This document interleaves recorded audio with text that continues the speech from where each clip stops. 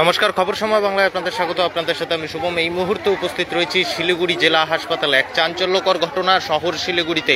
এই মুহূর্তে সেই ঘটনা ঘিরে কিন্তু গোটা শিলিগুড়ি জেলা হাসপাতালে চাঞ্চল্য রয়েছে। এই মুহূর্তে সরাসরি সেই লাইভ আপডেট আমরা তুলে ধরছি আপনাদের সামনে। শিলিগুড়ি জেলা হাসপাতাল থেকে একজন কুরানি এবং তার ব্যাগ থেকে উদ্ধার একটি নবজাত শিশু। যদিও সেই কুরানির সাথে আমরা নিজেরাই কথা বলেছি, তিনি এই মুহূর্তে প্রধাননগর থানার যে ভ্যান রয়েছে সেই ভ্যানে উপস্থিত রয়েছে। সে কিন্তু দাবি করছে যে সে বাচ্চাটিকে একটি ব্যাগের মধ্যে মাল্লাগুড়ি যে হনুমান মন্দির সংলগ্ন এলাকা রয়েছে সেখানে পড়ে থাকতে দেখে এবং তারপরে সে সেই ব্যাগটি উঠিয়ে যেখানে অর্থাৎ ময়লা জিনিসপত্র কুড়িয়ে তারা যেখানে নিয়ে গিয়ে বেচে ভাঙাড়ির দোকান, সেখানে নিয়ে গিয়ে সেখানে কিন্তু সে নিয়ে যাওয়ার চেষ্টা করে এবং সেই সময় এলাকার লোকজন তাকে দেখতে পায় এবং পুলিশকে খবর দেয়। পুলিশ কিন্তু সেই বাচ্চাটিকে নিয়ে এই মুহূর্তে নবজাত শিশু সন্তানটিকে নিয়ে শিলিগুড়ি জেলা হাসপাতালে রয়েছে। শিলিগুড়ি জেলা হাসপাতালে সেই বাচ্চা শিশুটির কিন্তু এই মুহূর্তে ট্রিটমেন্ট চলছে এবং যে কুরানি রয়েছে তার সাথেও কিন্তু কথা বলার চেষ্টা চালাচ্ছে প্রধাননগর থানার পুলিশ। গোটা ঘটনা ঘিরে কিন্তু চাঞ্চল্য রয়েছে। প্রধাননগর থানার বিশাল পুলিশ বাহিনী ঘটনাস্থলে উপস্থিত রয়েছে। মাল্লাগুড়ি এলাকার ঘটনা। মাল্লাগুড়ি হনুমান মন্দির সংলগ্ন একটি ব্যাগে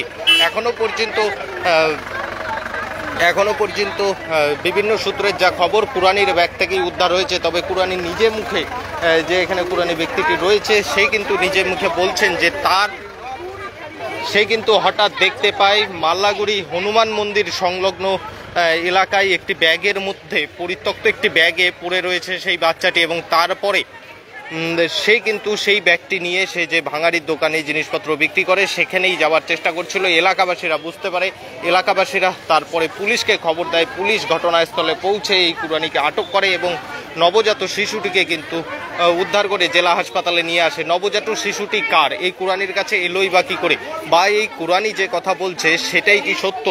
কেউ কি ব্যাগে করে ঝোলাই করে সেই বাচ্চাটিকে ফেলে দিয়ে গিয়েছিল? সেই সমস্ত কিছু কিন্তু জানার চেষ্টা চালাচ্ছে প্রধাননগর থানার পুলিশ। তবে স্বস্তির বিষয়, বর্তমানে কিন্তু বাচ্চাটি সুস্থ রয়েছে, তার চিকিৎসা চলছে।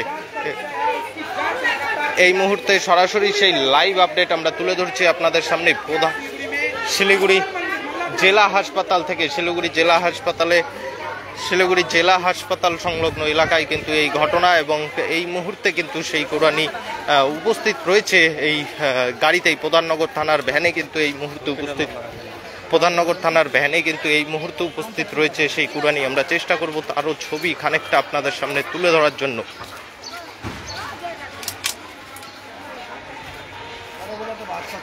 भैया आपको कहाँ से मिला था ये बच्चा? मिला, जन्म दिया जिसका होगा उसका बच्चा। अच्छा, मतलब बच्चा गिरा हुआ था या पहला में था अपना खोला, बस उसमें अचल होगा तो अपना रोटी का पूरा फूल।